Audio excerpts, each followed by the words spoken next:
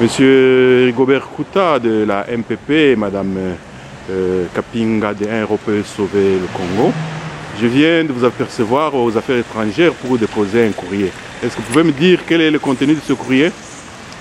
Voilà, donc merci pour votre question. Le contenu de ce courrier est simple. Nous sommes venus pour informer le ministre des Affaires étrangères, M. Didier Reynders, de multiples enlèvements et arrestations dont sont victimes le membre de l'opposition proche du président élu, M. Etienne Tshisekedi, et surtout de lui informer que dans la nuit du 17 au 18 janvier 2013, à 2 h du matin, le chargé des communications de la démocratie chrétienne, M.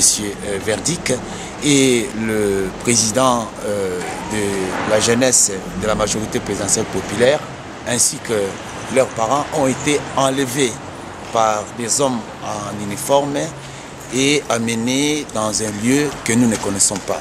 Étant donné que ces gens sont en danger de mort, il était un devoir pour moi en tant que chargé des relations extérieures de la MPP de venir en avertir le ministre des Affaires étrangères et les autorités belges pour qu'ils mettent la pression auprès de M. Kabila et de ses services afin que nos membres soient libérés.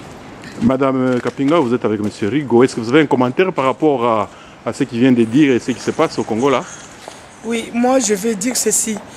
À propos des parents de notre frère Stallone qu'on a arrêté, qu'on puisse libérer ses mamans, parce que le problème en est que si quelqu'un a des problèmes avec la justice, le problème est personnel et les parents ne sont pas obligés d'être arrêtés parce que son fils ou bien sa fille a fait quelque chose quelconque. Mais on doit libérer ses parents parce que ces mamans-là, ils n'ont rien à dire, ils n'ont rien à faire dans les problèmes-là. Si le pouvoir en place se prononce comme si c'est une république bananière, là on peut dire ça. Ils doivent montrer que les droits, chacun a le droit de vivre, chacun a le droit de s'exprimer. C'est tout ce que je peux dire. Ils doivent libérer le parent de Stallone. Je n'ai rien à dire là-dessus. Ok, monsieur Kouta, ça fait quand même 52 ans que la RD Congo s'est affranchie de la tutelle belge. Mais quel point encore le pouvoir belge pour que quand ça barde chez nous, on doit encore recourir à eux? On n'est pas suffisamment adultes et mûrs pour pouvoir nous régler les comptes nous-mêmes? Non, je ne pense pas qu'il faille voir les choses de cette manière-là. Je pense que le Congo est un partenaire privilégié de la Belgique. Nous entretenons de très bonnes relations avec la Belgique. Et je pense aussi que la Belgique fait partie des concerts des nations. Il est tout à fait normal que nous venions leur dire que dans ces pays-là, que M. Kabila, que vous soutenez, continue à arrêter, à torturer, à enlever les personnes, et il va de leur devoir et même de leur obligation de pouvoir parler à M. Kabila afin que ce genre de tracasseries cesse. Ça, c'est la première chose. La deuxième chose que je voulais ajouter aussi, bien évidemment, aujourd'hui, nous avons assisté depuis 2 jours à l'arrestation et à l'enlèvement plutôt et à la disparition de nos deux militants. Mais ce qu'il faut savoir, que notre porte-parole, M.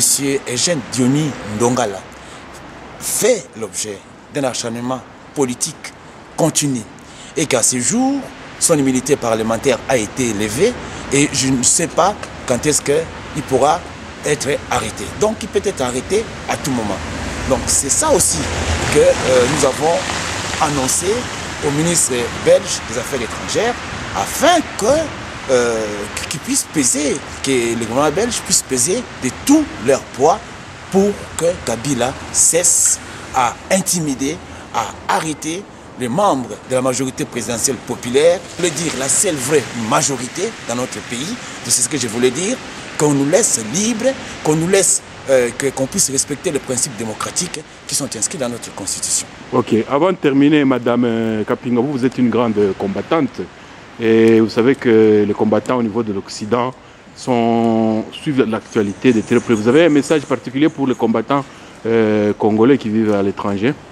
Oui, à propos de ces problèmes qui viennent de se passer, je demande à tous les combattants de se mobiliser sur l'arrestation arbitraire que le gouvernement du pouvoir en place au Congo, ils sont en train de faire parmi le peuple congolais.